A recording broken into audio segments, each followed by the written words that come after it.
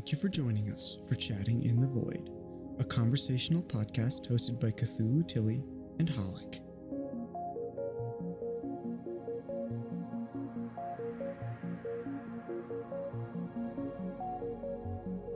Let's go. Let's go. Oh my Let's fucking goodness. go. Oh It's my been like goodness. 3 weeks. It has been. We're the absolute best high production podcast out there. Oh, yeah. Never late. No never technical late. issues. No technical The overlay issues. is perfect. Yeah, we never have to do, emergency overlay editing. We never have to do that. And we absolutely never just skip entire weeks at a time because we're too busy and we have crazy shit going on. But yeah, I imagine that will probably be part of this episode, is talking about all the stuff that we did. Because I had a pretty good time. But yeah. Anyways, we're back with episode 16, Chatting in the Void. I'm excited. Are you excited? I'm excited. And since you mentioned cats, yes, I have to say, one of my mom's cats passed away. Literally the day after the episode. Oh God. Yeah, it was not fun. She Tragic. was destroyed. What happened was, it was a rescue kitty. Her name, oh my God, we don't even know. Her name was Wine, apparently. We thought it was a he for the longest time. But my mom got her from a vet who rescued the cat because somebody had abandoned it in the middle of winter. So because of that, Wine had a respiratory problem. He was fine. He could, eat, walk, jump, cuddle, all the cat things.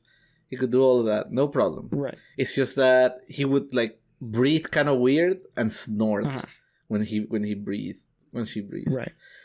But other than that, she was perfectly fine. Well, my mom took her to another vet. And then that second vet said that there was going to be, there could be a surgery that could, help the cat. And my mom went along with it. Well, there were complications in the surgery, and the cat basically did not recover from it. And the cat had a lot of phlegm going on. Her wounds were not healing, and her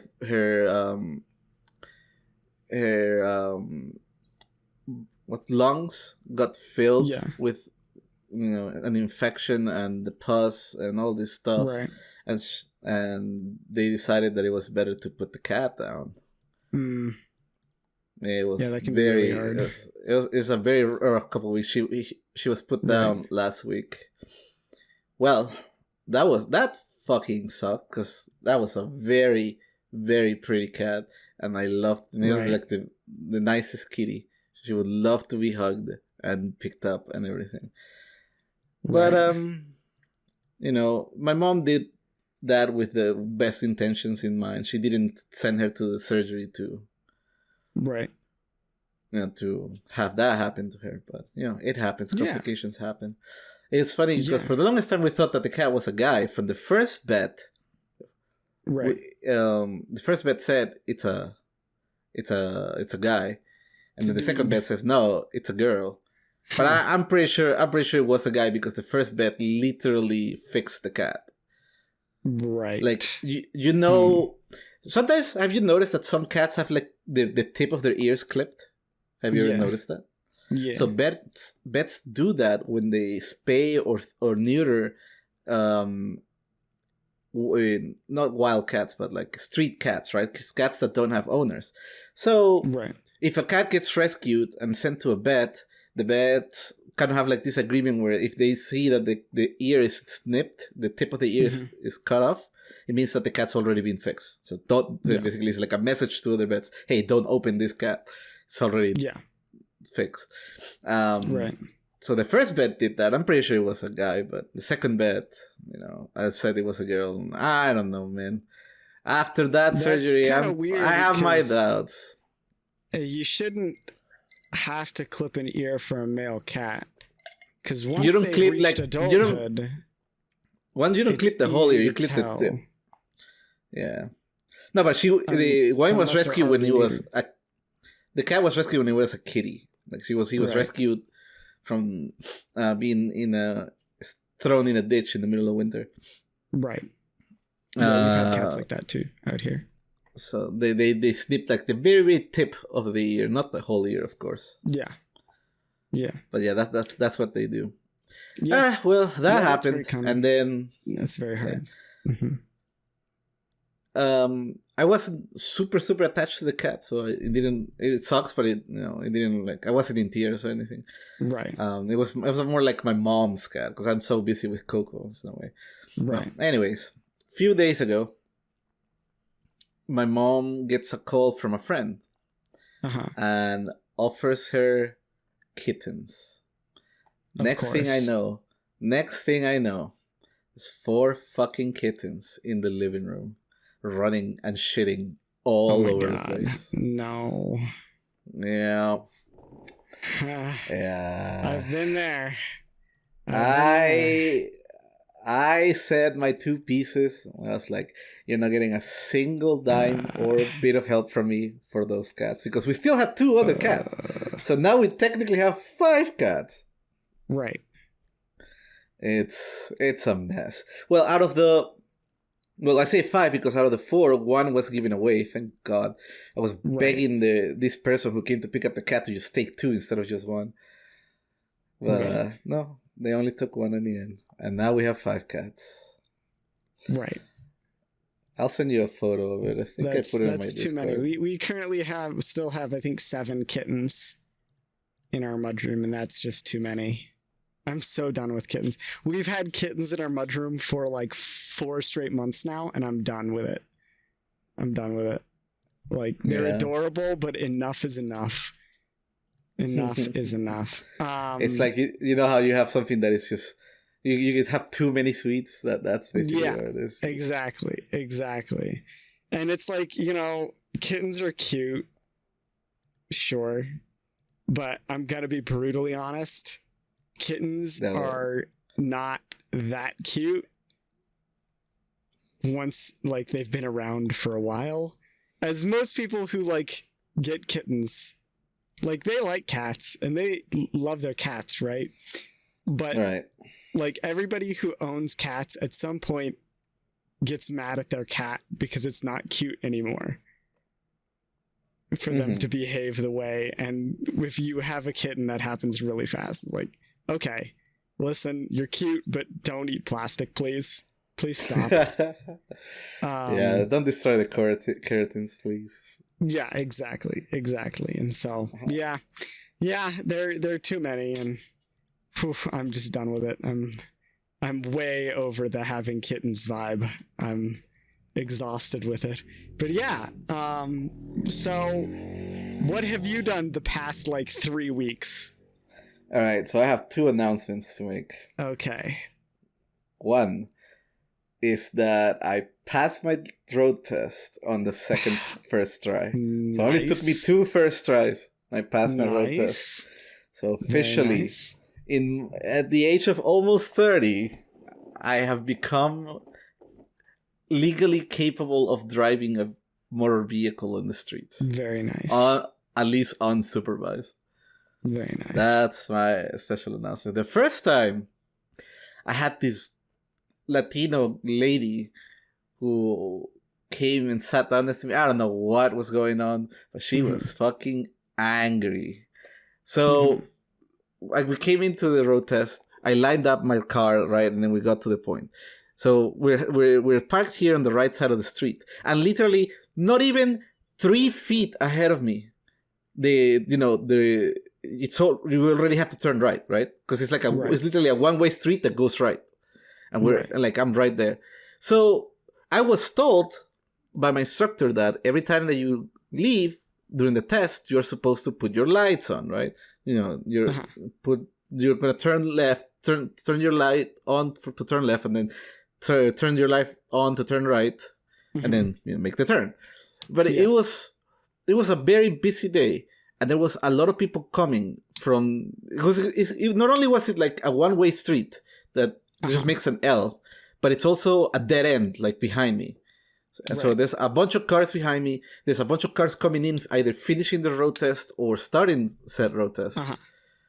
And as soon as it's my turn to go, I put my light off to go left. This is on the first try again.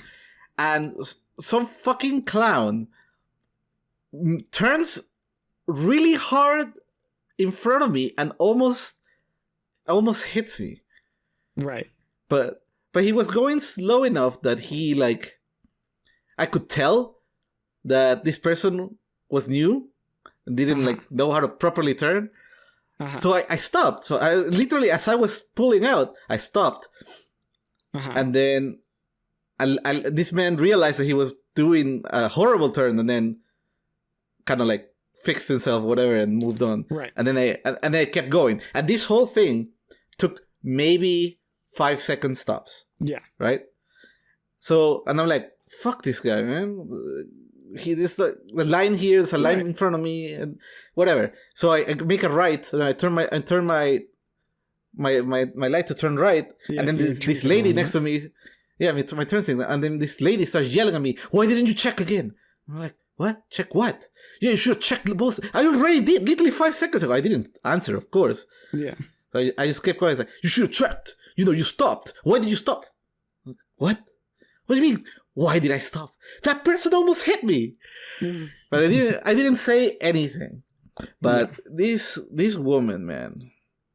Not only was I doing some awkward fucking pull out from being parked there, but like this guy almost hits me, and then I have to turn right, and I'm like trying to get out because there's people behind me, there's people fucking in front of me. Everybody's trying to get everything done, and so apparently I had to.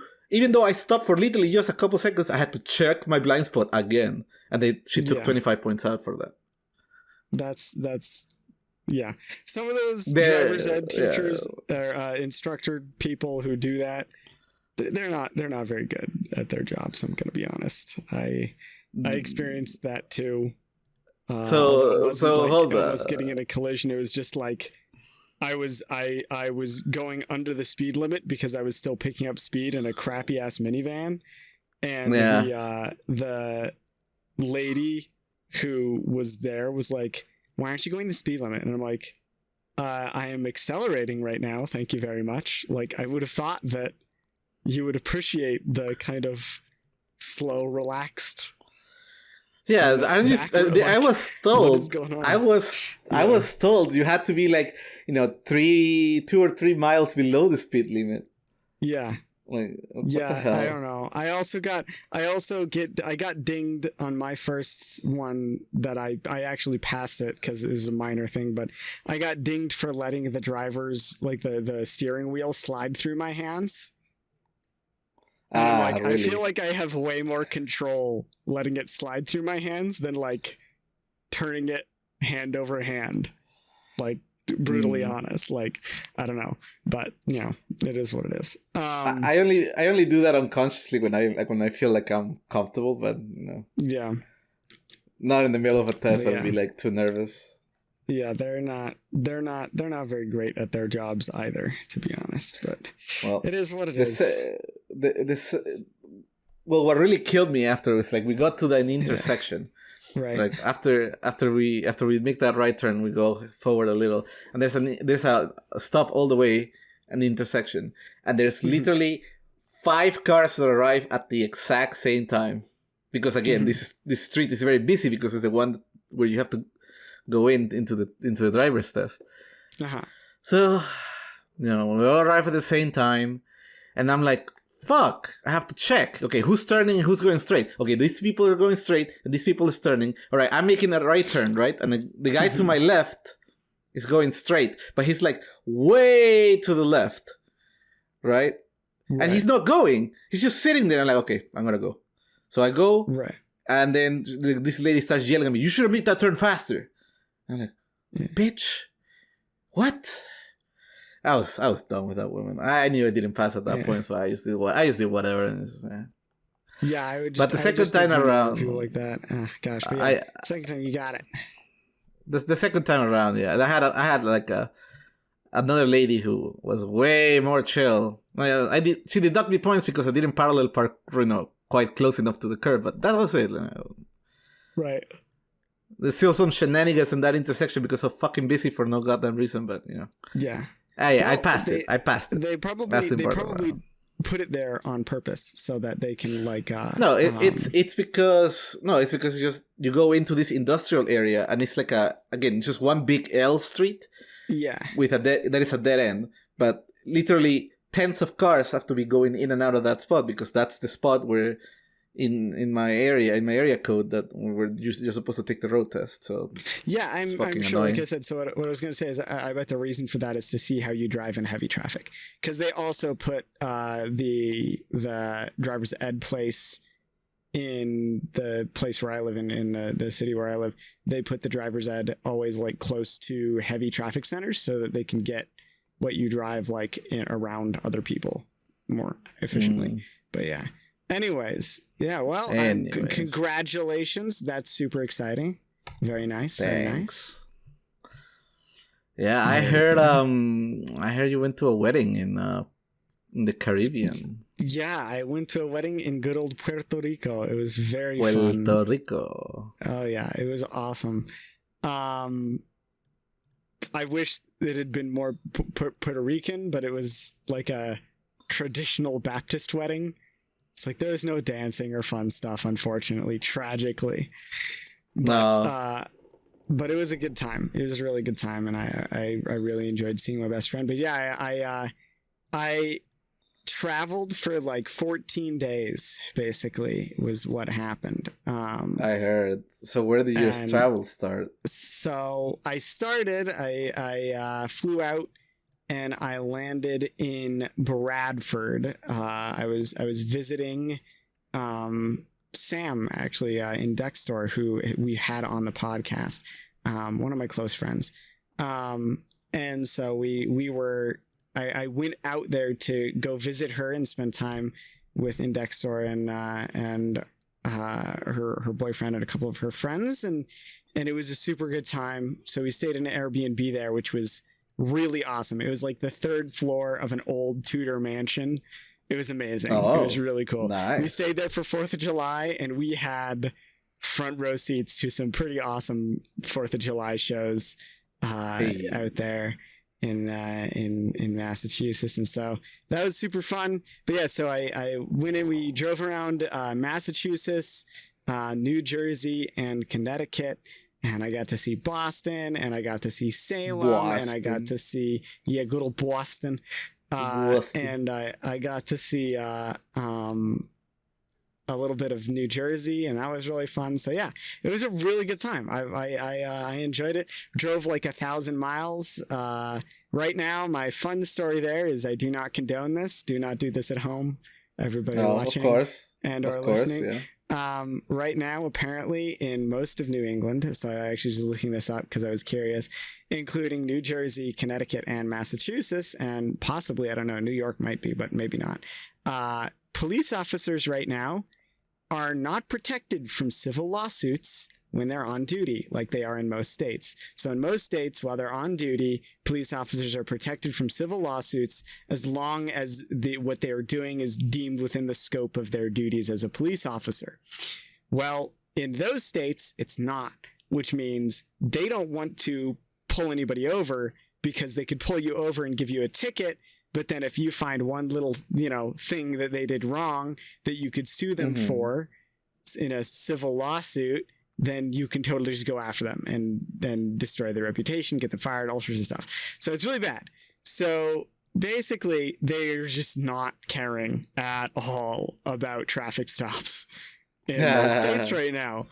And so I was driving a really nice rental car. It was like a 2020 or 2022 Ford, I think an Equinox is what it was. It's like a hatchback, really nice rental car. And so I kind of drove I don't want to say recklessly. I'm sure if Index was here, she would say I drove recklessly. I would say I drove fast and highly aggressively, and it was very fun. And so I went like I was going like 100, 120 on the freeways there. Because the other thing about the cities there and states there is it's not like it gets cold and it gets hot, but it doesn't get as hot or as cold as where I am. Because high elevation has just huge temperature swings.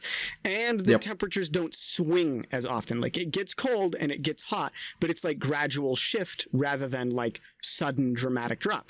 So roads there are way easier to maintain. So absolutely. I was like enjoying the roads there because they were smooth and clean. It was great. Anyways, so that was super fun. We drove a lot, and I drove very aggressively. And the car that I was in, this Ford, it had collision detection, collision protection, and like I figured out that it had like lane keep, lane assist. Maybe the last day I had it, but I didn't mess with that because I wasn't using, because if I'm going like 100 miles an hour, I'm not using cruise control. Absolutely not. I am always in control. I'll only use cruise control if I'm like 65 or below. Wait, I was gonna say, ladies, you heard it first. Cthulhu, always in control. But then I remembered, you got a girlfriend now. I do have a girlfriend. Anyways, I am in control though. Anyways, it's a good time. I'm sure she'll laugh at that one. I'm pretty relaxed about pretty much everything. Okay, so it's cool. Anyways, driving. Driving. So I was driving very fast, and I would make like a lot of merges to get around people because they were not driving as fast as me, obviously. And so occasionally I would merge a little too close to somebody, and the car would scream at me like, "Don't do that!" And I gave a Ford anxiety is what I did during that car trip. I set it off like 5 or 6 times throughout the trips. But like, to be fair, I drove very aggressively and I drove a lot. And like, not gonna lie, they didn't stop me. Like, the people in the car that were there, like, they didn't tell me to stop. Like, occasionally, who was it? Maybe you should slow down. Kyle and Indextore and one of their other friends, Becky. And so those were the people who drove in the car with me. And they didn't they didn't have me stop. They could have. Hey, you know how you are holding our very lives with your hands right now, and you're putting them at risk. Yeah, you just fine. Just keep chilling, man. You do you. Like, they didn't just they weren't like, "Hey, I am scared." And when they were like, they did a couple of times, like, say like, "Hey, I'm feeling sick" or whatever, and I chilled out. Like, I was respectful. Like, I kept it to a minimum. You respectfully fucking drove aggressivly. Yeah, I drove aggressively but respectfully. Respectfully. It was a really fun time. Got to see a really cool Asian market in New Jersey. That's like an open air Asian like market with like a bunch of different restaurants and stuff like that, and a bunch of different little fun like trinket shops and stuff like that. And that was super fun. Learned something interesting, that apparently in that area of New Jersey, due to local laws, there are certain things that certain stores can't sell on Sundays. On Sundays? Yeah. That sounds like one of those joke laws, but proceed. Yeah. So it's like shoes and like cooking stuff. I don't know if it's like a religious thing or if it's just a weird law that they instituted, because why the fuck not? But it was very interesting. Like, they had netting over a bunch of the shelves for a bunch of the stuff in some of the stores because they were like, "We're not allowed to sell this on Sunday. Sorry." That sounds like a Florida kind of thing. Fucking New Jersey is like the Florida of the North. Yeah, it's so weird. Anyways, and the weirdest part about it, okay, and this was the weirdest thing, right? Which was like, there's a lot of like cooking stuff. right? So it was like pots Right. and pans and shoes for some reason, right? Like, so I don't know what's up with that. I didn't look up the reasoning for the law, but I kind of want Okay. to at some point. Anyways, there were other stores that were open that were selling those things. Ah, some rebels. So I think it was because of the classification of the store for some reason. Because, like, What the hell? one of the stores that we went into that was selling them, like, it was a traditional, like, Asian shop, but it had, like, a lot of merchandise and a lot of, like, touristy things, right? Like keychains and anime figurines and stuff like that, and like posters, and then it also had like some traditional cooking stuff, and they were selling all of their cooking stuff. The other store that we went into was an Asian store, but it was less touristy. It was more like you can buy like Asian food to cook at home, and you can buy like Asian wear, so like, you know, clothing manufactured in Asia and stuff like that. So it was less touristy, more like for locals who want that kind of experience, right? And they weren't allowed to sell that kind of thing. So I'm wondering, and I wanted to look it up, but I didn't have the time.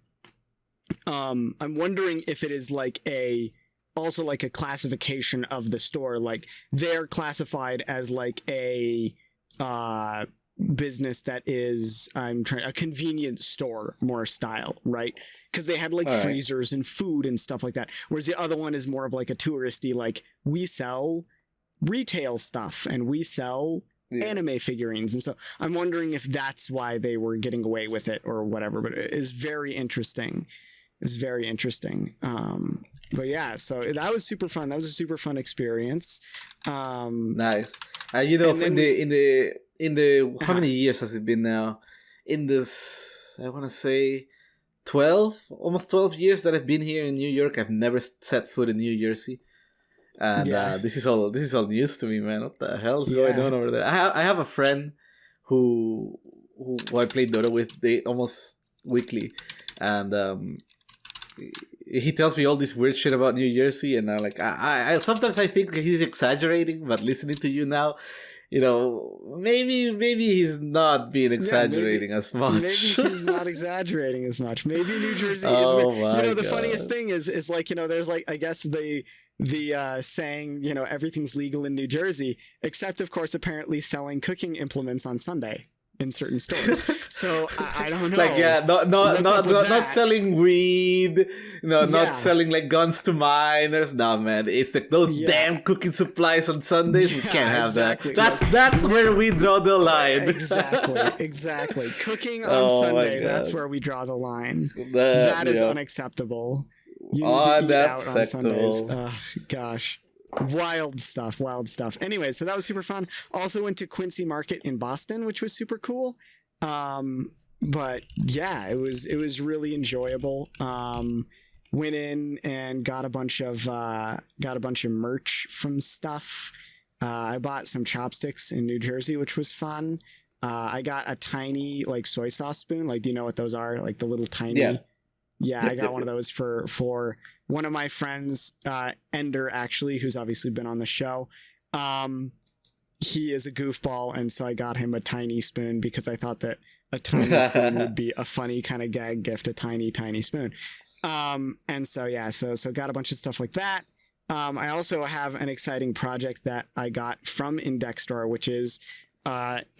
Wait. Hold on. All right, you did a story. I did a story. You did a story. Let's put a pause here and let's go back to my second announcement. Yes. You know, we're gonna space things out here. Yes. You know, we have a dynamic going on here. Good idea. Yeah. So we'll hold on to that one. Write it down so you don't forget. I have my second announcement. And for the people who have been watching my stream, you know, the handful of people that do, they already know this, but the week after, also our last episode, you know how I mentioned during the episode that I've been looking for a commission for like forever now? Uh-huh. Well, I finally landed said commission. Hell yeah. And I am getting a live 2D model. Very nice. It only cost me the equivalent of a down payment on a new car. However, I believe it's gonna be absolutely worth it. It's gonna look awesome. That's super exciting. They sent me the sketches, and I still look at the sketches every now and then just for fun. I am so excited. But I don't wanna put little teasers or spoilers out there. For the sketches, because I know that that's like not the artist's best work. So I'm gonna wait until they send me like the final drawing before they start rigging, and that's when I'm gonna go use to start teasing it. So in the next this week, right? This week, towards the end of it, they should send me the finalized drawing before rigging, and then amazing. So maybe perhaps next weekend I'll start putting little spoilers here and there, and I'll start trying to be active on Twitter, because it's just a thing that I need to do. That's so exciting. Yeah, it's gonna be a very busy week for me, so that I can't wait. I cannot wait. Also, Genshin had a big update, and then after this big update comes a massive update, and I cannot wait. That's gonna be so hype. Oh man. Oh, it's gonna be great. Has got you by the ears, man. It does, by the ears, by the arm, by the legs. Oh, the whole ship. And speaking of which, so the reason there was no episode yesterday, like we usually have it scheduled, is because I actually had to attend a wedding. Man. I didn't. Okay, we'll get to it in a second. It's funny because originally we were supposed to do this episode last weekend, but then I forgot that Tuli was not even in the U.S. at the time. He was in Puerto Rico in a wedding, and then the week after that he arrives, and then I'm on a wedding, and I thought that was hilarious. That is amazing. We both had weddings. Mine, I feel like, was a bit more obtrusive, but yours was do you want me to just... I'll explain it. I don't care. Okay, I was just going to be like, the driver got alcohol. Oh, God. Absolutely, yeah. So, okay, listen, hear me out, guys. So the original plan was that we were going to be there at 3:15, right? 3:15. Mm-hmm. We're gonna be stylishly 15 minutes late, right? Because the wedding starts at 3, right? Mm-hmm. Cool.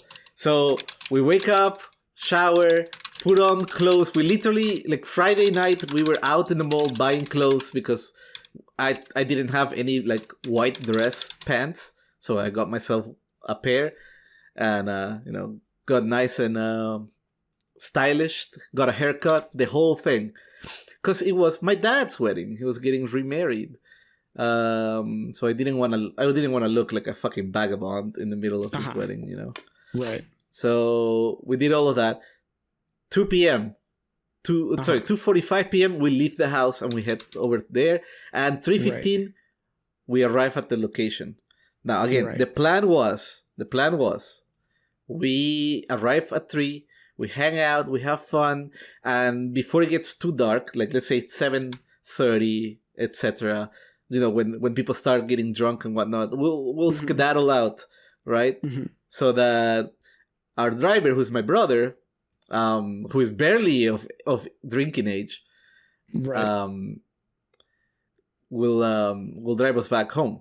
So I was completely like under the impression that I was going to be home by 8, and I'm going to be like, oh, sorry guys, the stream's going to be an hour late, whatever. It's whatever. But I tell Tuli, hey Tuli, I'm in a wedding actually, so we're going to be like a little bit late. So fast forward, and Tuli texts me. Hold on, let me scroll up. What was it that you texted me? He's like, podcast in 35 minutes? And I go, I'm in trouble because my designated driver just got given a cocktail. Like not even like a light beer, not even like, you know, a little bit of a mix. No, man, just a straight up fucking vodka cocktail. Tragic. Now he can't drive.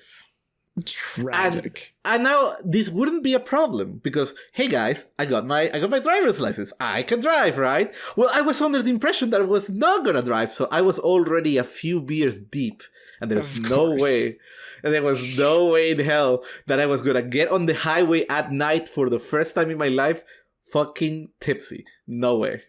Tragic.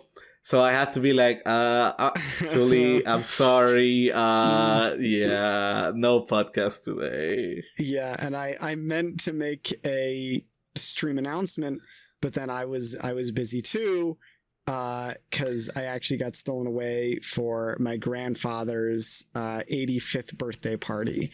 But Ooh, I was 85. expecting to just do the podcast and show up after, or show up and then do the podcast.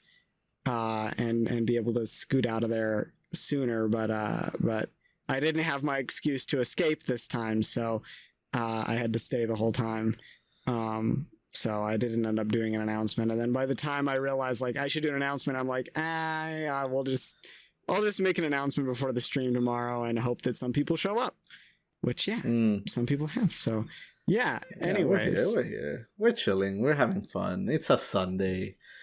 Yeah, at least your wedding had alcohol. The wedding that I had in Puerto Rico was alcohol free as well, and that doesn't sound fun. Yeah, that does sound tragic.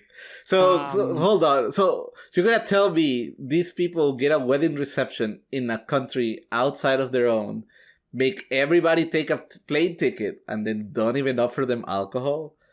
Correct. You need better friends, Tully. What the hell is this? I mean, it's traditional Baptist wedding, bro. No alcohol, no dancing, no fun stuff. The wedding could be traditional, but the reception could be untraditional, right? Well, you know, they decided that wasn't true. So anyways, I flew all the way to Puerto Rico and I didn't even get to drink. But that's fine because I probably wouldn't have had alcohol anyways. But at the very least, I would have had a good time dancing and making fun of drunk people. But regardless, yeah, it was a interesting time. I really enjoyed the wedding, and obviously I was in the wedding. I was one of the groomsmen, so it was kind of important for me to be there. But yeah, it was a great wedding, and my friend and his wife seem very happy together, and I'm very happy for them because of that. But yeah, it was a crazy time. So I traveled all around. I went to Quincy Market in Boston, obviously. I then, after spending 4th of July in this Airbnb, I flew out to Puerto Rico, and I flew out at like 5 a.m. Our Airbnb like set out. I had an entire night where I like slept in my car in a parking lot at the airport from like 1 a.m. to 5 a.m. because that's when my flight was leaving. That's not too bad. All right. No, it wasn't bad. It was just like we had to be out of the Airbnb by 3. So we got out of the Airbnb, and then I had to find like something to do for 14 hours. And I was like, oh, fuck this shit. This is going to be terrible. And so like we just drove around and we visited a bunch of our friends, and we like knocked on people's windows with their permission. Like we were like one guy we surprised kind of, but he knew we were coming. I have, you know that meme where it's this guy wearing a t-shirt that says "No fear"? Yeah.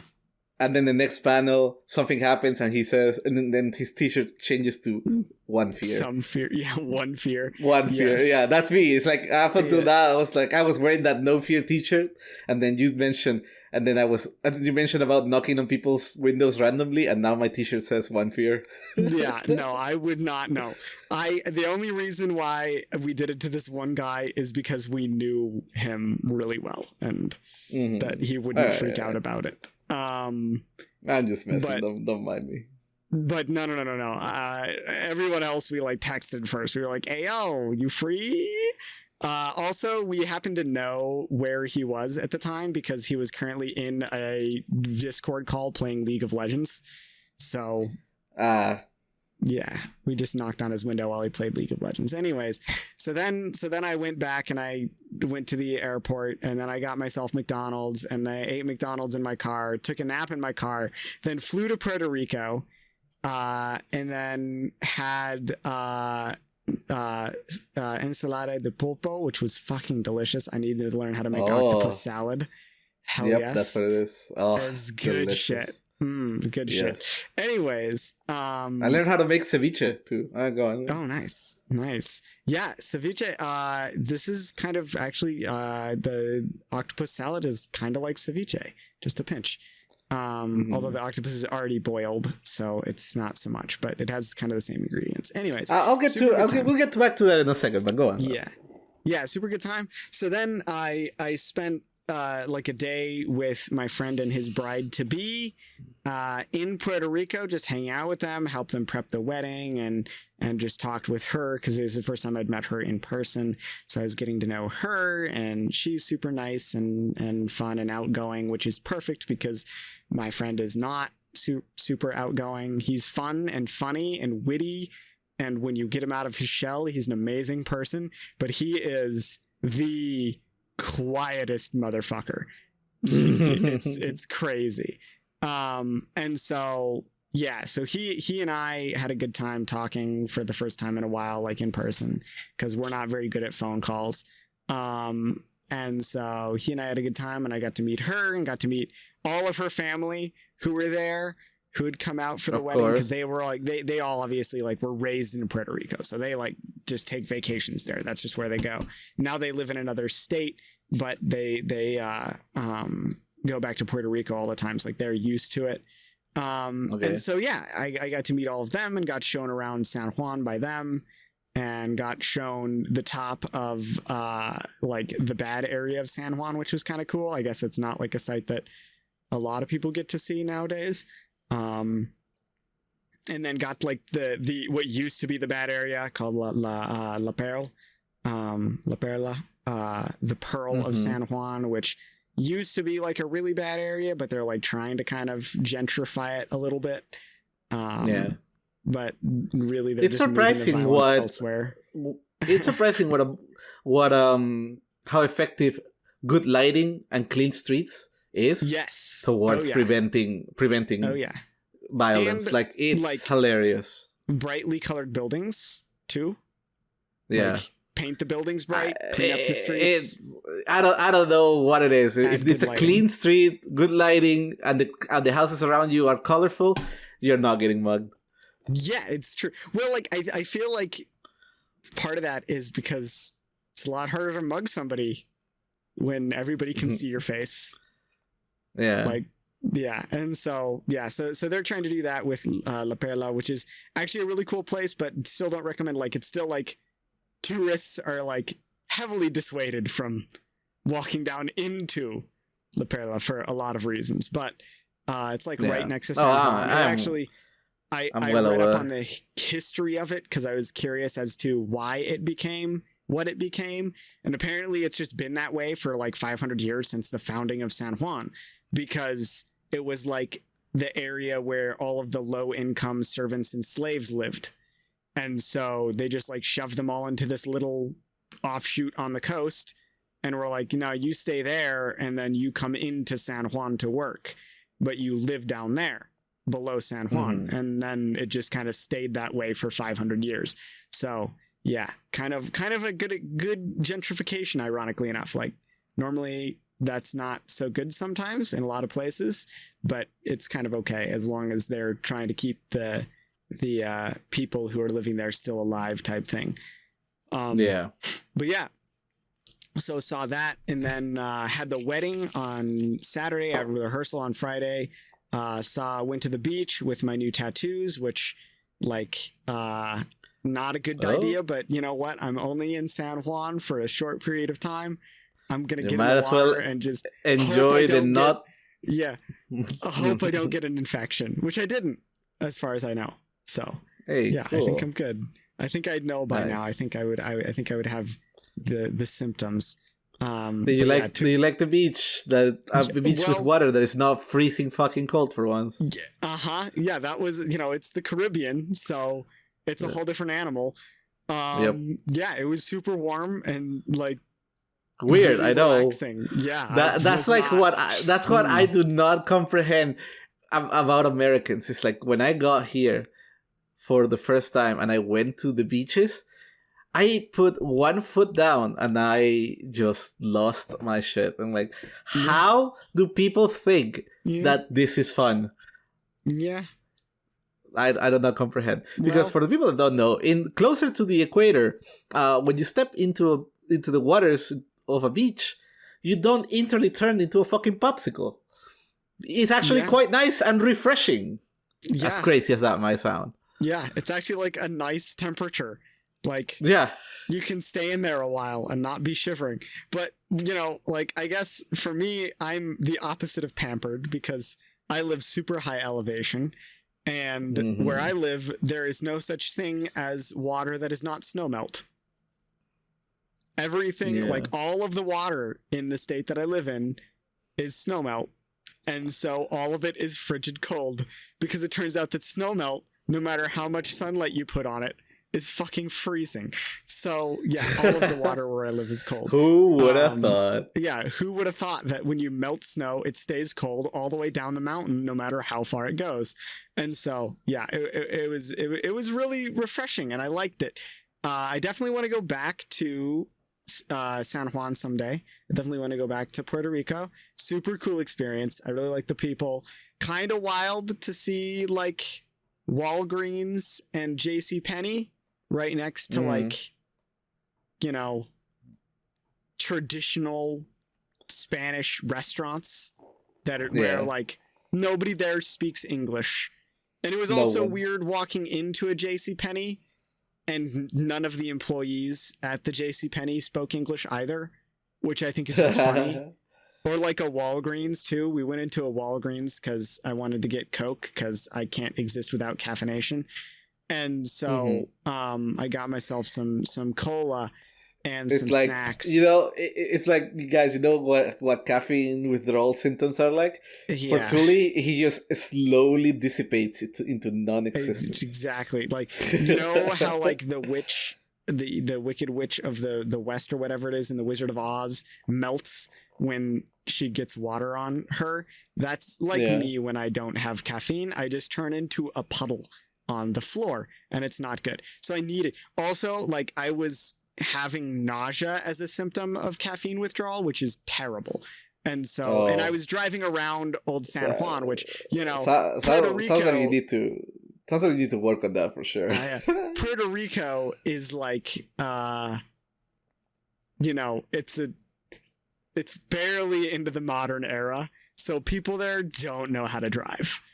And I was actually enjoying it. I was probably one of the first things I said. In Central and South America, sure, we have traffic rules, but they're more like guidelines than rules. Same thing in Puerto Rico. Exactly. I was like, the casual disregard of traffic law, I can vibe with. I'm on board with it. And so if I was driving, I would have been very happy. But being a passenger in it, I was like, I am gonna puke. So I had to get some caffeine in me and some bubbly.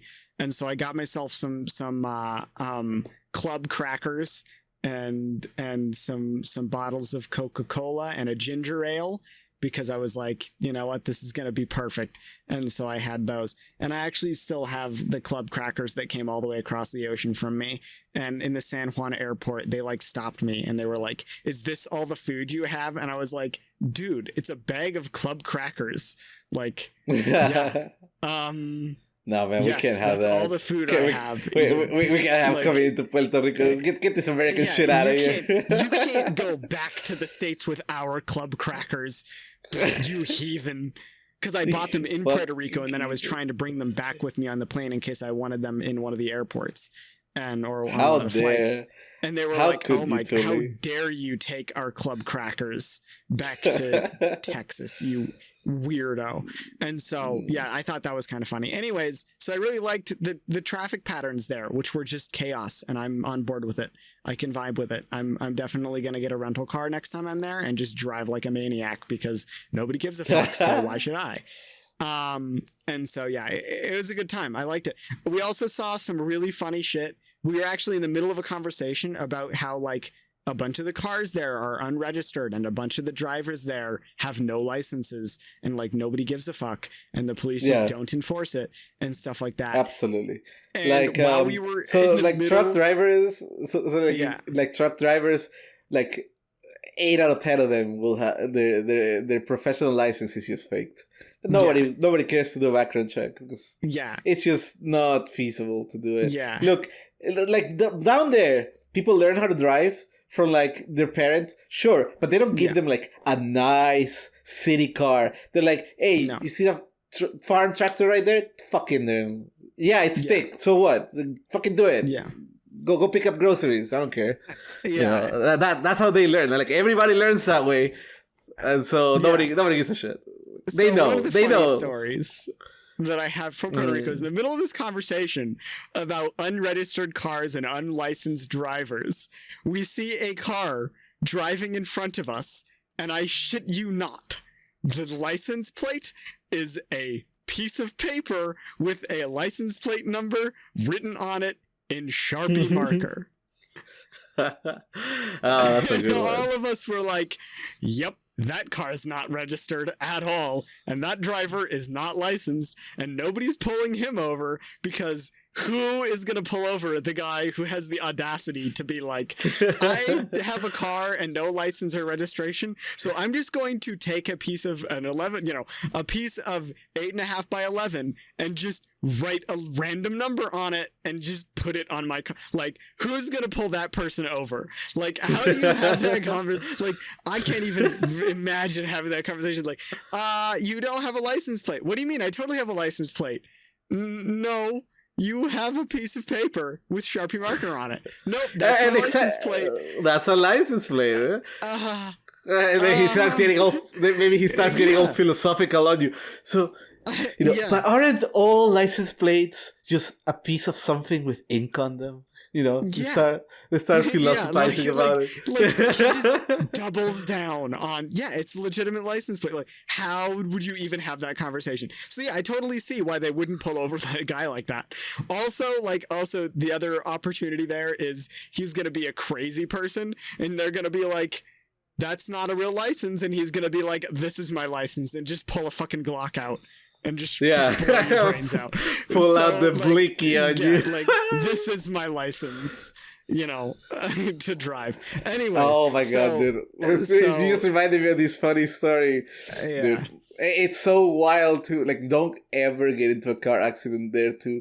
And if you do, and you have this slight feeling that it's your fault, just say it's your fault. My uncle once got into a car accident. In South America, when I was still living there, he was 110% his fault, Right. So he gets into an accident, he gets out of the car, and you know what he does next? What?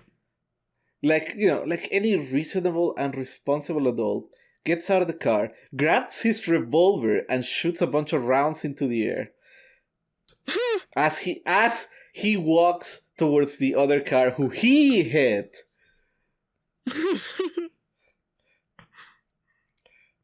Jesus Christ. That's when I learned that my uncle does not know how to drive at all. I was thinking, it's like, he's, this feels slightly different. Like these breakings, not too fun to be part of. When he steps on the brake and I then realize, I'm driving with a crazy person. I understand now. This also explains why my cousins are so fucked up. Anyways, go on. So that was a funny experience. But we were driving like a panel van. And the guy driving it was born and raised in Puerto Rico and learned to drive there. And holy shit, guy's an animal. Like, I respect, nothing but respect. Like, he drove like a crazy person. He drove like the locals in a fucking panel van that said Calvary Baptist Church on the side. Oh my god.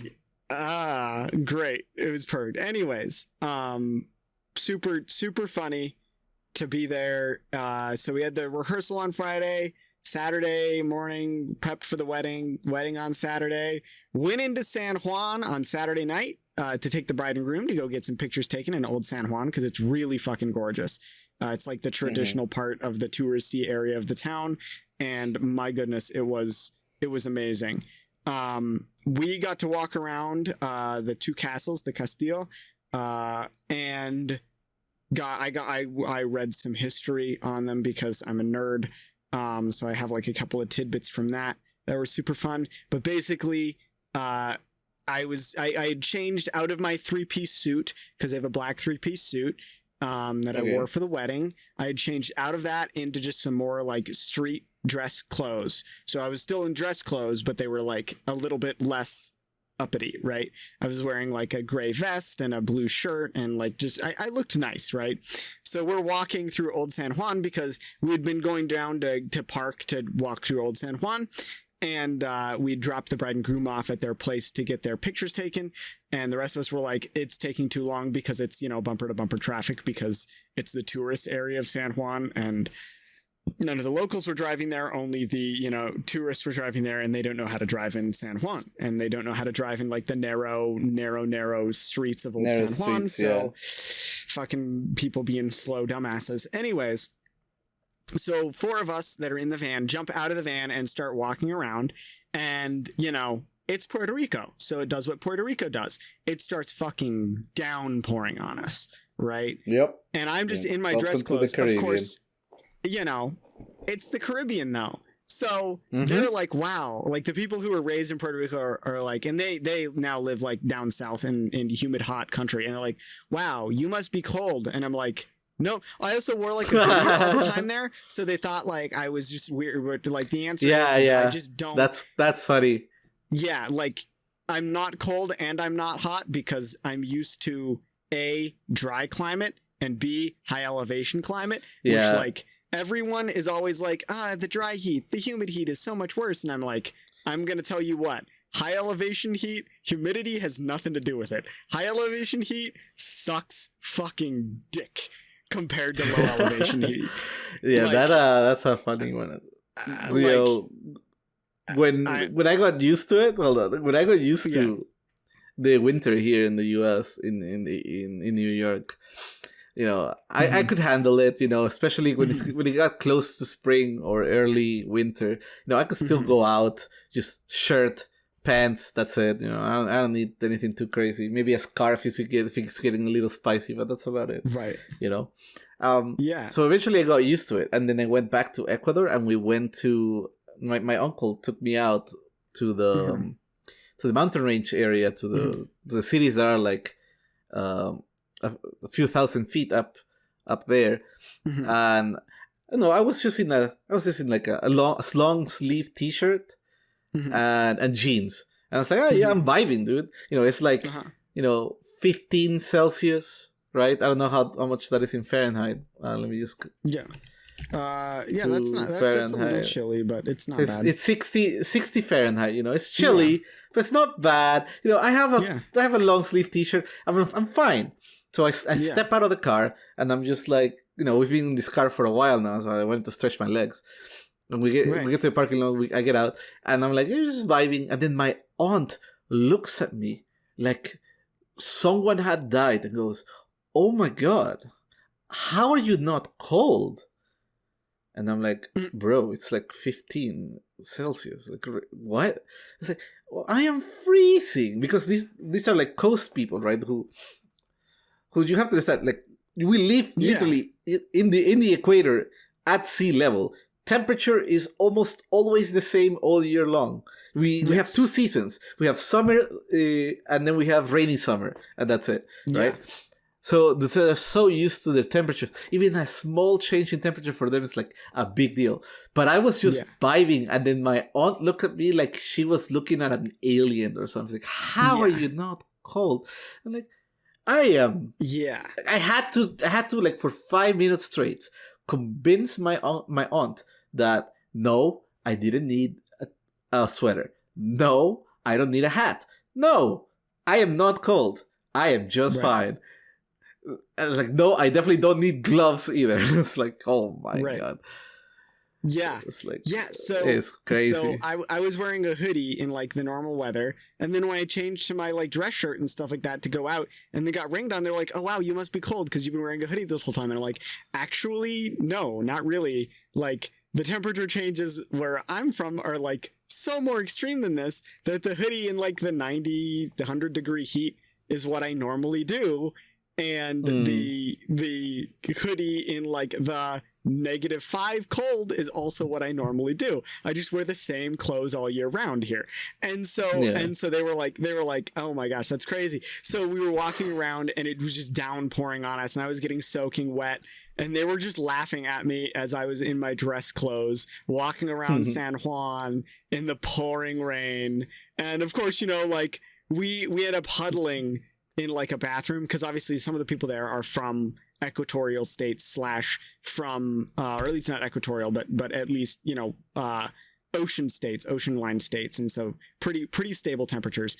And then a couple of the people were from Puerto Rico, so we were just like sitting relaxing like in this like bathroom area that like kind of had like a little rest area in it where people were huddled, and all of the Puerto Ricans there that were native Puerto Ricans were looking at me like I was crazy, because I was just like a huge smile on my face, vibing, enjoying it, talking with people, soaking wet, you know, obviously like everything, hair to socks, completely drenched, because I just walked in the rain for like 30 minutes, and they were just they thought I was a crazy person, I'm sure, but it was really funny and it was a really fun time. And I mean, it's not too far off from the truth, to be honest. No,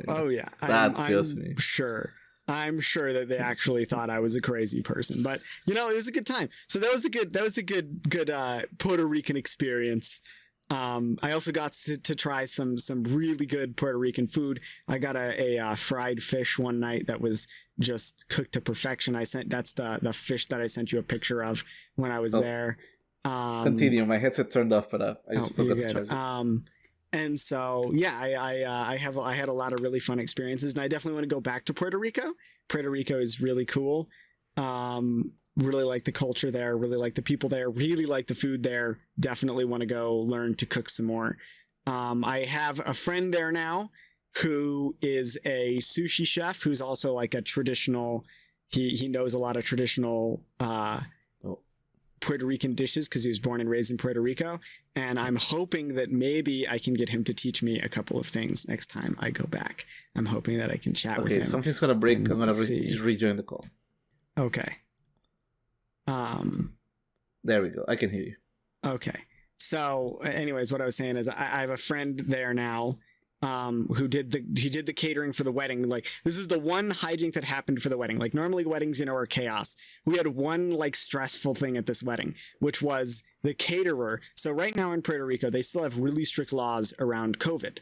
And so the caterer that was going to do the wedding, one of her employees got COVID, and so she has to close down her entire restaurant for 2 weeks. Right. And so they weren't going to be able to do the paella for the wedding. And so this cousin of the bride who owns a sushi truck, who's going to do the appetizers for the wedding, really stepped up and cooked like all day on Saturday to make dinner for the wedding, and made us traditional Puerto Rican steak and traditional Puerto Rican chicken. And it was so good. So I talked with him while I was there, because obviously I'm really into cooking, and I wanted to like pick his brain about a couple of things in Puerto Rican cooking that I'd seen. And I was like, hey, yo, want to chat? And so we chatted for a bit, for like 15 minutes while I was there. And so now I have his number, and I'm like, next time I'm in Puerto Rico, I'm definitely visiting his sushi truck. and definitely nice. gonna see if I can be like, hey, yo, like, I know this is a lot to ask, but you're a really good cook and I would like to learn. Do you have like an evening where we could just chill and learn to cook some Puerto Rican dishes? Definitely learn how to make ceviche.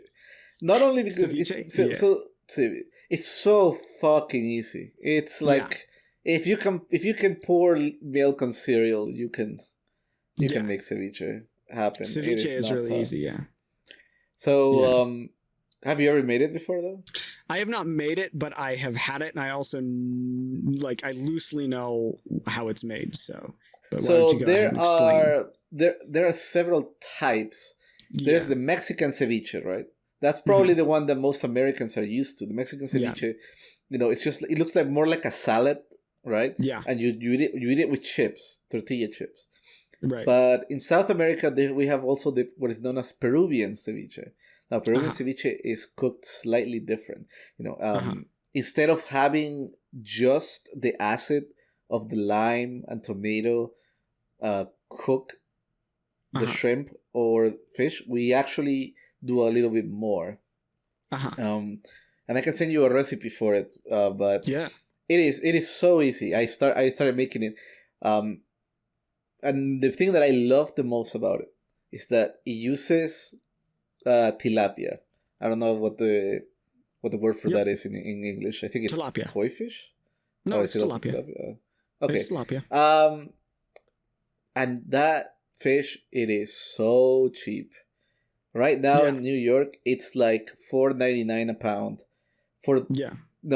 In perspective, for those who don't know, a pound of salmon is almost $15, and a pound of tuna can get all the way up to $20 sometimes, depending on the time of the year. So it is literally like the cheapest low-end, quote-unquote, low-end fish that you can get, but it's so fucking delicious. You can you can make it fried, right? You can make it like a kind of tropical or / typical fried fish dish, or you can make it into a ceviche. And I would recommend you try it, because literally all you have to do, hear me out, is buy 2 pounds of it, buy 20 limes, 2 onions, 3 tomatoes, and that's it. Yeah. Oh, and a little bit of cilantro, and that's it. That's all you need. Yeah. Everything else, you just salt and pepper, and that. It's so fucking easy to make. Like, I was surprised when I was looking at the recipe, because at first I thought I was clicking on some clickbait video in YouTube, because the recipe is like 4 minutes long, Right. I'm used to like the 15-minute long, 20-minute long kind of in-depth recipes, but no, man, this ceviche recipe, and I could not find one that was more in-depth. Yeah. That was actually about the recipe instead of just talking about some random shit. Yeah. It's just that easy. You grab the fish, you chop it up, you grab the vegetables, you chop it up, you grab the lime, you squeeze it, you grab hot water, you put it on the fish, you pour the lime, and then you pour the vegetables. That's it. Yeah. Yeah.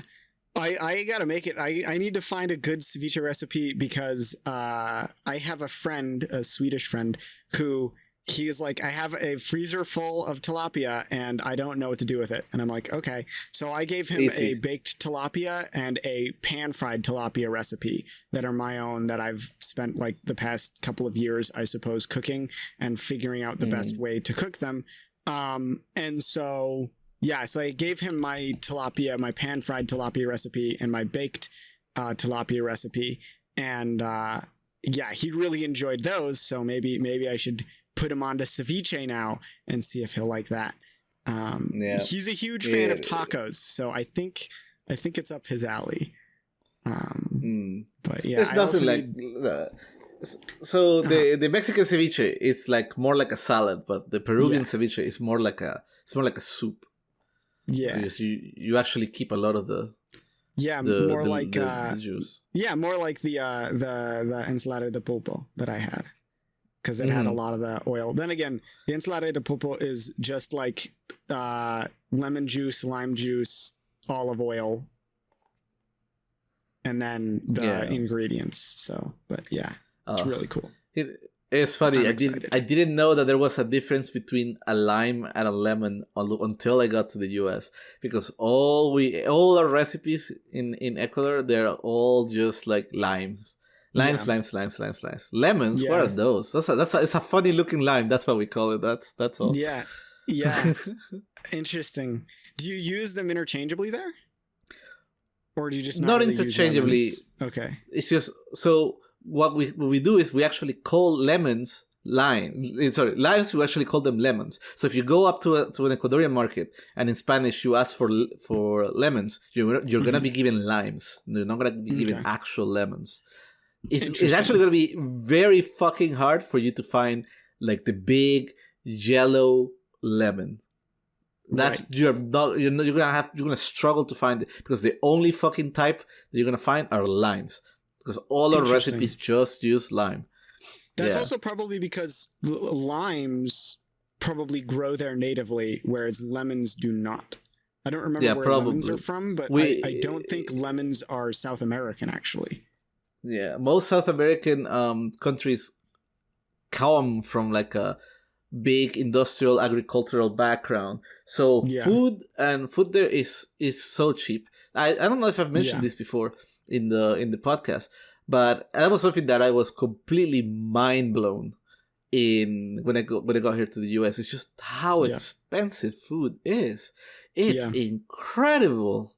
Oh really my god, with $20 you can barely have lunch and dinner here.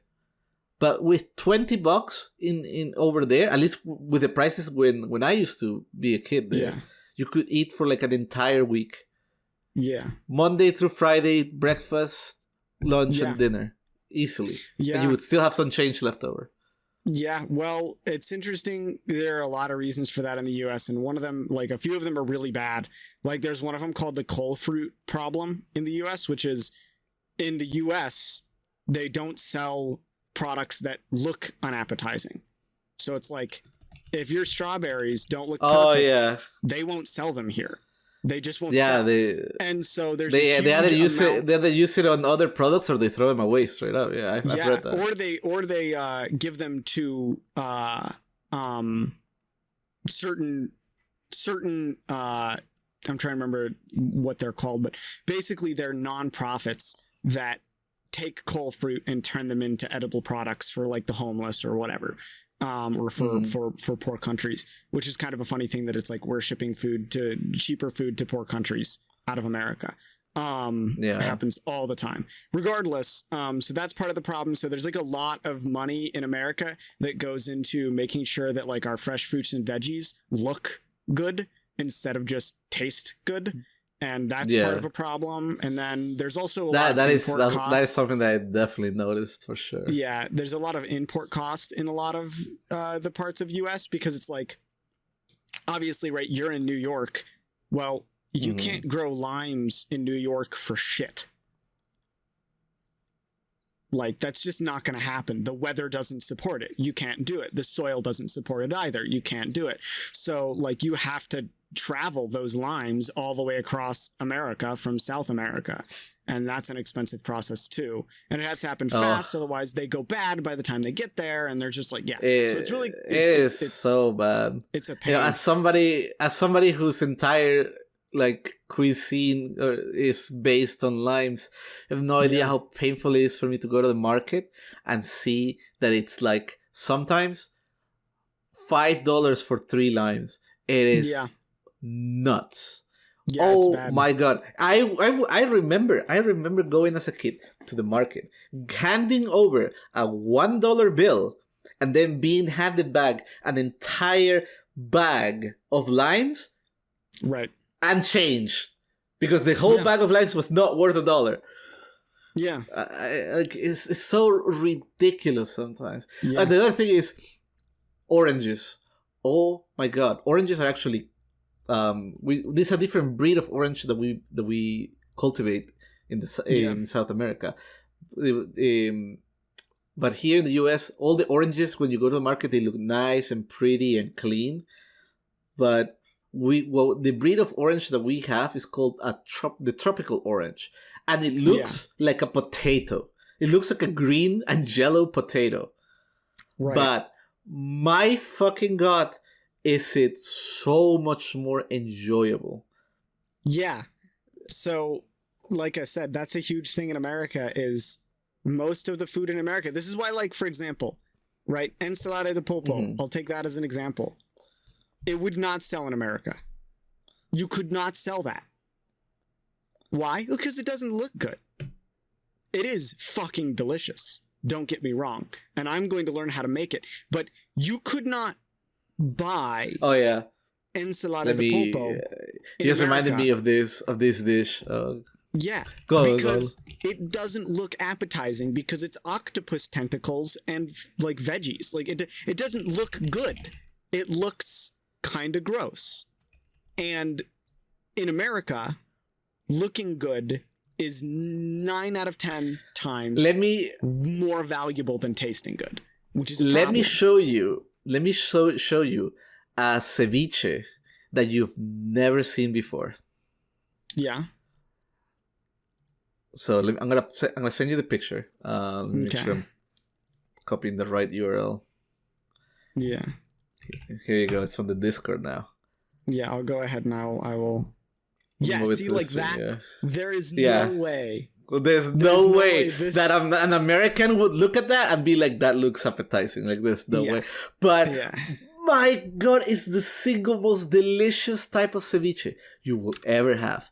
So once Tuli puts it on the screen, I'll tell you what it's about. But it's called ceviche de concha. Concha means shit. What does that mean? Hold on. I'm gonna Google it because I don't remember this word. Okay, I'm gonna. Shell. Right. Is ceviche seashell? Yeah, mollusk. That's another word for it. Is mollusc ceviche? That would be a more accurate word for it. And for our viewers who don't look at the stream, I'm gonna describe it to you. It is a oily, pitch black soup with onions, cilantro, of course, like any good dish, and a bunch of seafood in it. Now, what's really, really cool about this, oh my God, my mouth is just watering just thinking about it because it's so fucking good. It's like when I was a kid, when I was still living in South America, you would go up to the stores and you would order a ceviche de concha, and they would have the broth ready. They would have everything ready, but separate. So you order one, they put it in a plate, they put the veggies, they put the broth, and then they grab the seashells, open them up. With a spoon, they would scoop the meat, right, of the mollusks, and just throw them into the dish, that fresh, because that's just how it is. Yeah, it is so goddamn delicious. I cannot even begin to describe to you. And it's funny because it's so easy to prepare, right? That it is available in just about any fish market you would go to. Like, it's funny. They would have the seller would have their fish stand right there with them, right?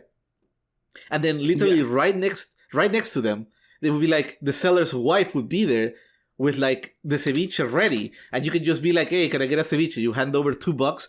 They will grab the ceviche and they will like scoop up, open the seashells and the spoon, scoop up everything, put it together, bam, right in front of you. Literally fished out the morning of. Oh, that's awesome. It is so good. Yeah, it is. And there's the picture of it for people in the chat up next to Hallik's face right now. I want it. I want it so bad. Give it to me. Yeah, it looks good. I mean, like, it looks good to me, but I'm also like, I'm a cook, so I'm used to like, that would look good to me, but I can see that wouldn't look good to a lot of Americans because they're not used to that kind of thing. They're not used to kind of a more, I guess, earthy looking dish most of the time. They're used to like very well prepared, very well established dishes. And it actually kind of bothers me sometimes because I'm like, I just like eat good food. It doesn't matter what it looks like. Just eat. If it tastes good, eat it. And that's the thing is like, what's interesting to me is that is one thing about octopus that people just can't do. They can't eat the octopus because it doesn't like it looks to them. And I always thought that was weird because I've always liked it ever since I first tried it. I thought it was really delicious. I mean, look at your stream overlay. You love octopus so much. You have it all over you. I do. It's all over here. It's my aesthetic. But yeah, it's just very interesting to me. I don't know. And so yeah. So it's like the same exact thing of yes. Objectively, I would say that probably the oranges that they sell in South America are objectively tastier than the ones that we sell in America, but they wouldn't sell in America because California I'll get a picture of them real quick. California has figured out the perfect mix between it's all right flavorful, but it looks good. It looks appetizing. And that matters way more in America is the appetizing look. So that's part of the reason why food is so expensive here is because we spend a lot of time figuring out how to make things look good rather than taste good, which is also like why the bananas here are different than the bananas elsewhere too. Although the really good bananas obviously went extinct, but like the bananas here, the nice yellow ones, like the green bananas in other countries are way better, like flavorful in comparison to the yellow bananas here. No, that's actually not true.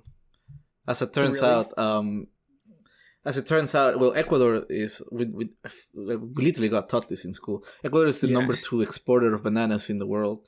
A good percentage of the road from my home city to my grandpa's town is all just banana culture. No, because all of banana imports from the US are imports from South America, as it turns out. So what they do is they cut them, and then in the trip to America they mature. They get to maturity. They ripen. They ripen, and no, it's just they look the same. And I knew they were the same thing because I had them in Ecuador, and then I go to the market and they're literally the same thing. And then some of them even have the sticker that says "Made in Ecuador." Yeah, interesting. Because the bananas that I had in Puerto Rico were very different and much better. They're probably like homegrown there. Like they're not imported. Yeah. So there may be a different breed of banana. But the bananas that you see in most American markets are from South America. Also, the bananas that you see probably in Ecuador are probably not native Ecuadorian bananas. They were probably cultivated specifically to sell. Oh, no, yeah, they're cultivated for sure.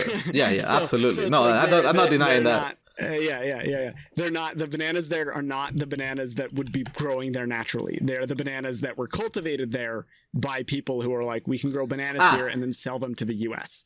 And so, Here, I found a picture of the oranges and how you would see them in here you go.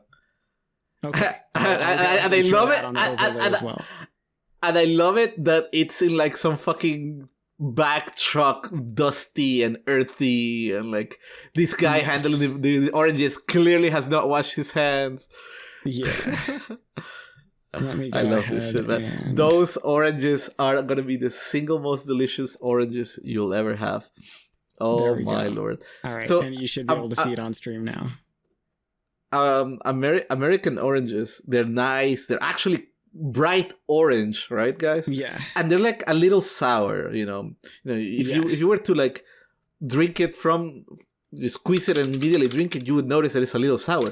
But these tropical oranges are not like that at all. Obviously, you can see that they're a different breed. They're literally a different color. They look more like lemons than oranges, but they're actually oranges. They are the sweetness is not as big. It's not that strong. It's more tame, right? But it's still like delicious, and it has no sourness to it. It's just pure like sweetness but a tame sweetness that's actually rather refreshing. When I drink orange juice here in the US, it feels like I'm drinking candy. That's what it feels like. Especially like the ones you get from the market, you know, when they process them and they put a bunch of fucking what is the sugar replacement that you guys use? I forget. Corn syrup. Corn syrup? Yeah, I was like aspartame or corn syrup. Yeah. Yeah, exactly. So they use that. No, man.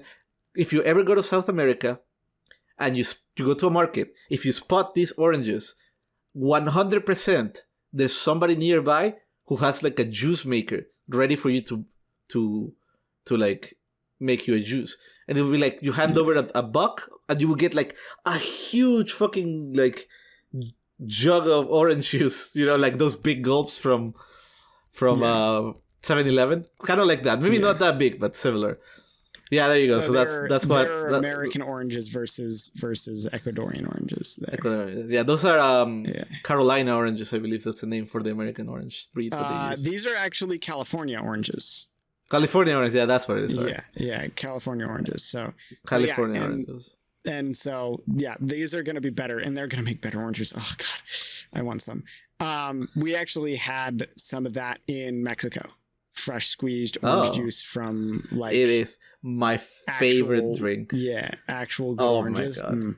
Good stuff. When somebody asks me what is my favorite drink, I don't say Coca-Cola. I don't say orange juice. I say my hometown's orange juice is by far the single best thing there is. Stuff.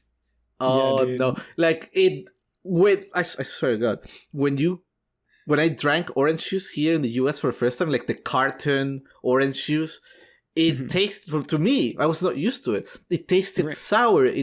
Now I'm used to it. Now I understand. Oh, it tastes kind of like, it tastes sweet, but a little sour. And sometimes if you drink a lot of it, it leaves like a little burn in your mouth, right? Yeah. But that's not the case with the oranges that I'm used to. It's just a nice, tame, refreshing sweetness that it feels like you could just drink on forever. Yeah. I would compare it more like grape juice, but without that burn, you know. It's kind of like that.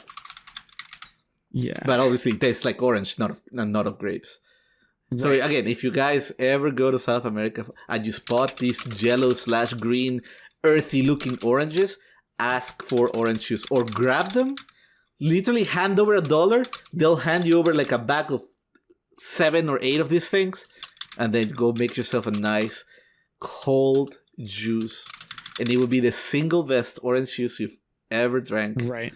Nothing like what you guys see here in the US. Nothing like the carton orange juice or the wholesale orange juice that you guys see in your supermarkets. Nah, man, it doesn't even compare. It's just a different breed of orange. It just tastes different, and I personally think it's a million times better. California oranges, they have their time and place. You know, they're great at what they do. But try it. Just try it. I'm not saying they're better or worse. It's just it's different. Definitely give it a shot, though. Oh my God. I miss my food so much. Oh, Tully, you need to stop going out of the US. Yeah. Because you reminded me too much of the old cuisine, man. Of course. God, it's good stuff, though. I really enjoyed it. Anyways, I'll definitely want to go back to Puerto Rico. Super fun to go there. Definitely recommend anybody who is looking for a fun place to vacation to go there as well. Super fun place to go and super chill culture there. I don't know. I felt like it was really relaxed and laid back, and I was really happy about that. Oh yeah. But yeah, absolutely. Yeah. It's just a different kind of like culture altogether.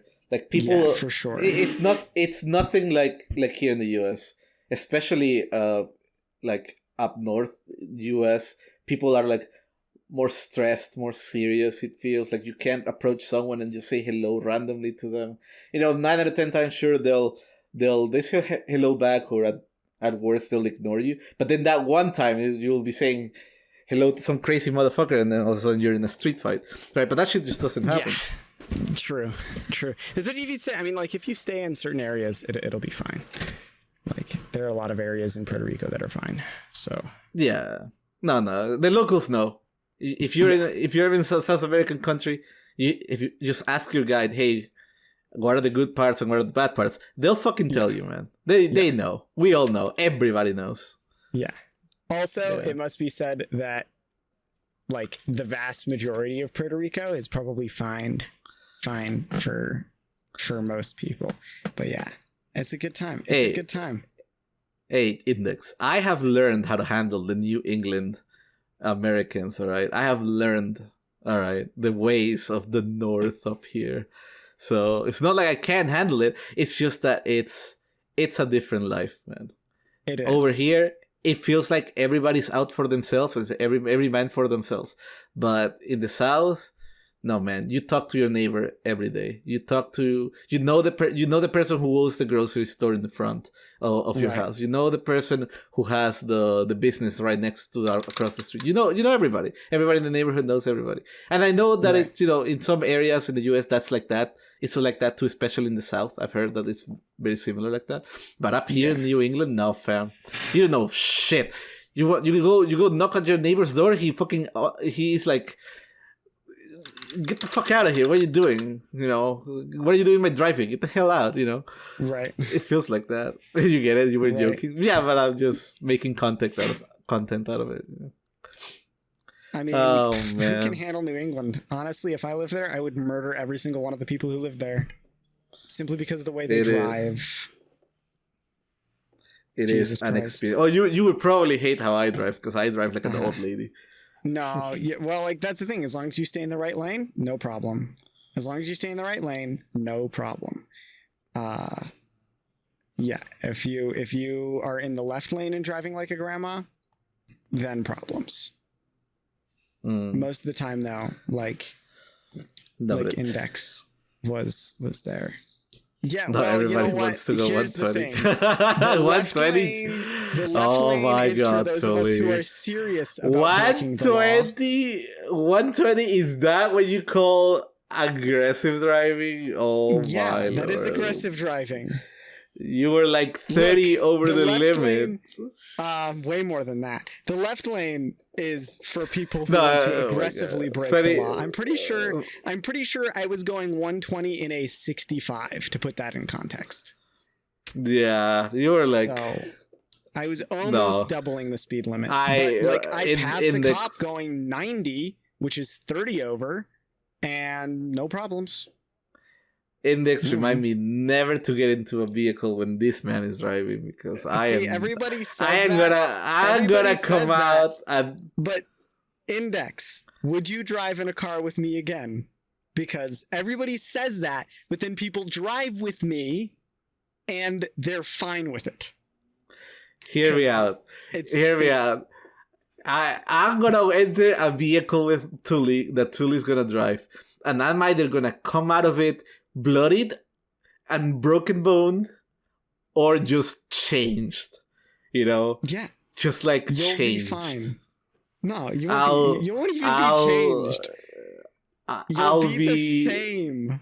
Oh, shut up! You'd get in a car with me again. I'll be Kyle. A changed man. I entered the car a child and exited a traumatized man. It is not risky to get in a car with me, okay?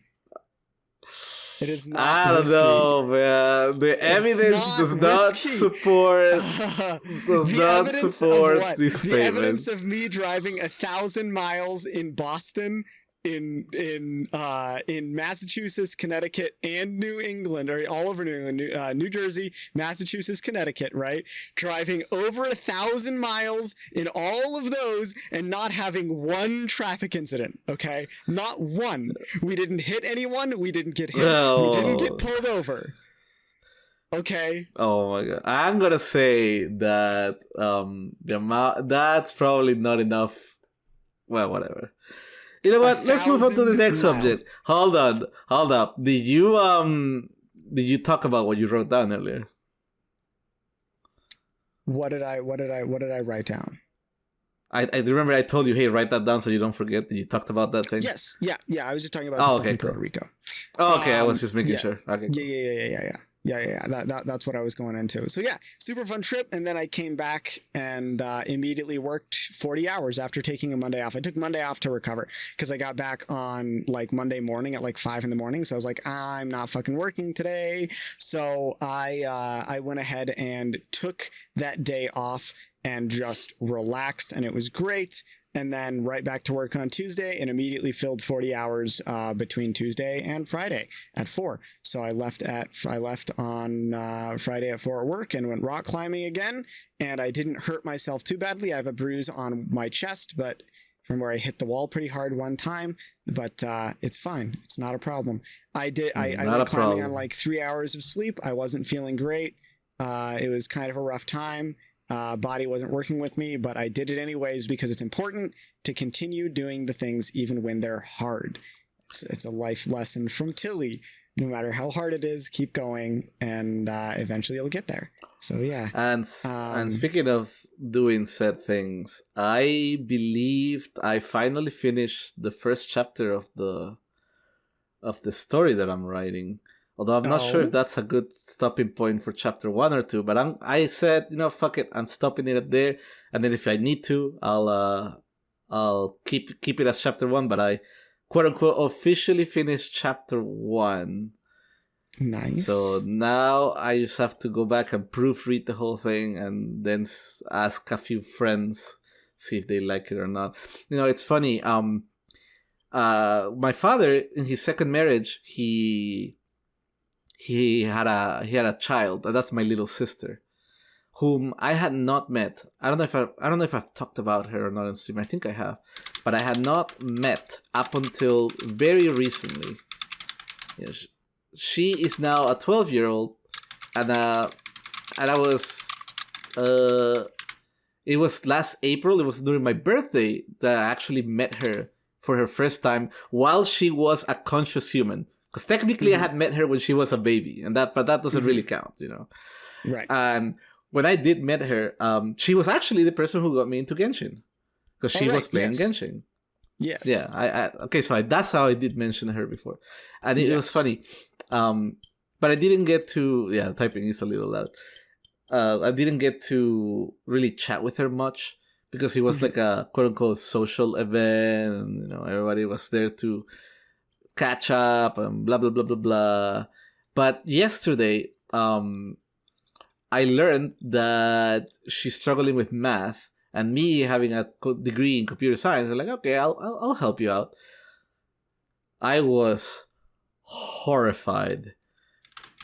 I asked this 12-year-old girl, okay, here's 2 fractions, multiply them.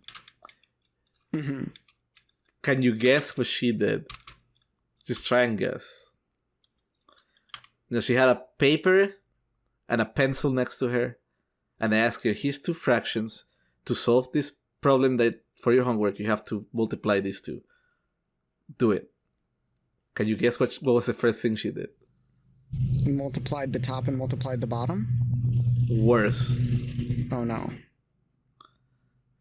Oh, your mic's super loud. But what she did was...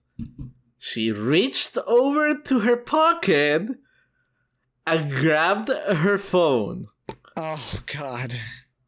And I'm like, oh, no. Oh, boy. This is, my God. That's when I knew, man. Shit was fucked up. So I had to remind her how to multiply. So what happened was, because of COVID, she actually didn't have any classes for 2 years because COVID in South America hit really, really, really hard. Thankfully, in other countries in the world are so ahead math-wise that when she did get here to the US and she finally go back to school, she basically, even though she hasn't been studying math for 2 years, she was right on the point where all the other American kids were. Fun fact for the people, for the Americans that don't know, your education system for children is fucking shit. Anyways. True. Accurate. very accurate. Anyways, Will not argue. What? Will not argue. Yeah. Anyways, so I'm sitting there and I'm like going over, trying to figure out where she is. And then I'm realizing that she doesn't know almost anything. And I was like, immediately ran over to my dad. And I go, Dad, you have to give me this young lady for 2 weeks. Because if you don't, and I don't teach her math right here this summer vacation, she's not gonna pass math ever in her life. Oh God. I was astonished. And I Right. went over to her mom, my dad's wife, and I told her the same thing. It's like, listen, I know that you might not be comfortable, but you have basically 2 options. You can either find out the hard way that she's not going to pass math and then spend thousands of dollars on a tutor next year, or you can send this lady to my home for 2 weeks so I can fix this fucking problem that we're having right now. And she's going to be here next weekend. Nice. So no podcast next week. At least not for me. Not for you. I'll probably see if I can get a guest then. My God, was I horrified. And she was laughing her ass off because up until that point, everybody kind of knew that all the teachers kind of knew that she was a little behind and that she wasn't doing too well. But she told me, so yeah, nobody has told me straight to my face and to my parents' face that I suck at math. And I was like, that's exactly what I did. This young lady is so bad at math. She's hopeless. I was like, we need to fix this right now. My God, I was horrified. Yeah. Oh Lord. Well, good luck with teaching her, man. That could be interesting. She's gonna be fine. I asked my dad for permission to smack her in the head if she didn't want to do her homework, and he said yes. So we're good. Gonna give her some of that good old South American parenting. Good. Sorry, I'm gonna have to keep on muting and unmuting my mic, everybody, because there is now somebody mowing outside. So. Honestly, we're at a minute, or we're at 140, which is, it's respectable. It's respectable. It's a little bit shorter, yeah. but I think it's good. Yeah. So, I think we talked about our weeks while we were away. Sorry for the long hiatus again. I'm going to try to get back on a normal schedule. Hallik is not going to be here next week, obviously. No. But I will try to be here next week. I will be trying to wrangle up a guest. I've got a couple of people now who want to become guests on this podcast. So hopefully we'll have a couple more guests. Maybe get some funny shit going, and we should be good. But yeah, and just last little bit. I also learned that my little sister at 12-year-olds, she's into anime, she's into manga, she's into all the cool things that I like. And she's a massive fucking degenerate. Yeah. Anyways, continue. She's related to you, so she is related to me by blood. Correct. Checks out. Makes sense. Oh my God, I was laughing my ass off. I was sneaking a peek over at her phone when she was just we were sitting together chatting. She was reading some fucking she was reading BL in the middle of the wedding reception, there. And I was like, is that BL? And then she goes, maybe. And I knew that moment we would be friends. Anyways, of course. Proceed. Anyways, okay. Well, maybe you should tell her about this podcast. She does. Just kidding. Oh, good. Oh, does she watch? Does she listen? She is a 12-year-old. She does not have the attention span to watch this for 10 minutes. That's actually, she has the attention span for BL. So, anyways. Oh shit. Oh my God. Moving on.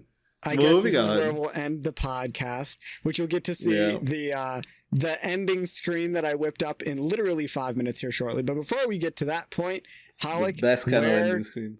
Where can we find you? You guys can find me at my Discord. You can find the link to set Discord in my Twitch, which is twitch.tv/Hallik25. I'll probably, honestly, gonna be changing the name of the channel once I get the new VTuber model. However, I am now on Twitter, at Hallik25, same thing. Excellent. Yeah. I'll have to go follow you. Next week, I'm most likely rebranding my channel because I'll probably end up getting the finalized art of my model, and I'll be rebranding everything according to said model's art. Awesome. So we'll see. And Tuli, where can we find your shenanigans that happen to be driving at 120 miles in a 65 road? Hey, you know what? Okay, so you can find me on TikTok at Cthulhu Tilly. You can find me on Instagram at Cthulhu Tilly. You can find me on Twitter at Cthulhu Tilly. And you can find me, of course, here on Twitch, Cthulhu Tilly as well. I have unified branding. Thank God nobody took my username on anything, which is good. You need to link shit for me. You need to link your Twitter on your Twitch because I can't find it here. Yeah. I can also, I also have a Discord server. Hallik also has a Discord server. Both will be linked below the podcast as well as both of our streams. Please go follow us there. I am going to actually I need to do, I'll need you to upload both episodes, 15 and 16, I think, 15 and 16. I don't think I ever got your episode. Maybe I got your episode 15. I need to check. I think I did. You did. Yeah, you do mention. You do. I don't think I edited it yet. I don't think I have any editing done. So I think I have it, but I don't think I've edited. So I need to edit that. Okay. I need to edit this episode, and then I'm actually going to try to create social media accounts for Chatting in the Void specifically. But yeah, so catch us back here next week. For Chatting in the Void with a guest. I don't know who it'll be. I'll probably announce that sometime later this week when I figure out what that's going to be like. And thank you for joining us. Anything else that we have to say? No, that's pretty much it. Right. Let's see. Talked about the wedding. Talk about the cats. Talk about my sister being a degenerate. Yeah, that sounds about right. I talked about the wedding, talked about traveling, talked about driving fast and fun. I think I had everything that I needed to cover, so I think we're good to go. Excellent. Well, as though we have some kind of list of things that we talk about on this podcast. Yeah. We don't do that. In case you can't tell. Not really. We're very disorganized. Thank you for everyone who is a first-time viewer who is here and paying attention. Thank you for all of our consistent viewers who showed up throughout this, and thank you for all of the people who are listening to this after the fact on YouTube or on any place where podcasts are found. You can find us Chatting in the Void, Apple Podcasts, Google Podcasts, Spotify, Amazon, Audible, the whole 9 yards, all of them were there. Go look us up, listen to us there. We appreciate it. Thank you so much. Have a wonderful night. Thank you, everybody. Let's go.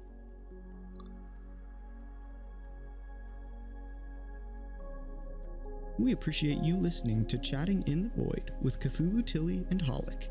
You can find a video version of our podcast on YouTube and our audio podcast anywhere where podcasts are found.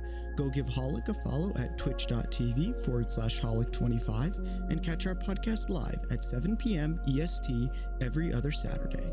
Have a wonderful day, or night, or whatever. Thank you for joining us in the Void. Hope to see you next time.